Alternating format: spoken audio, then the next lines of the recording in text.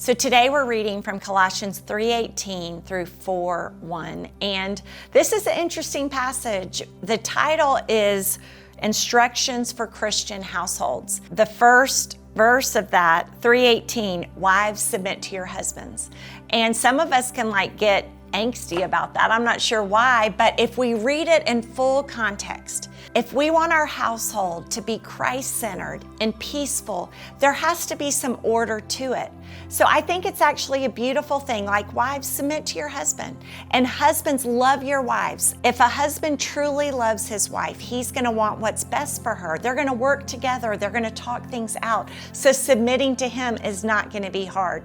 Children are to obey their parents. This is children that live in the household. Of course, when children are adults, it looks a little different, but children are to obey their parents. Fathers aren't supposed to aggravate their children. That happens sometimes. We're given instructions for Christian households. How can we live peaceably with each other? I love verse 23. It says, work willingly at whatever you do as though you are working for the Lord rather than for people. And I have a funny story. I don't even know if Jonathan knows this, but when we were very first married, year one, I was at home and I was doing chores, and I can't even remember what had happened, but we had gotten in some fight or he had made me mad or whatever, and I was huffing around.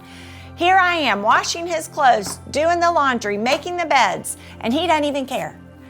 And then I felt God prick my heart with this verse. It says, work willingly at whatever you do as though you are working for the Lord rather than people. When I'm doing these chores at home, when I'm doing my chores at work, when I'm serving people, it's not for the people, it's for God.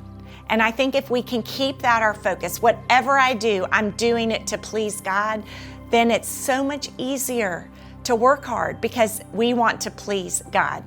Have a great day.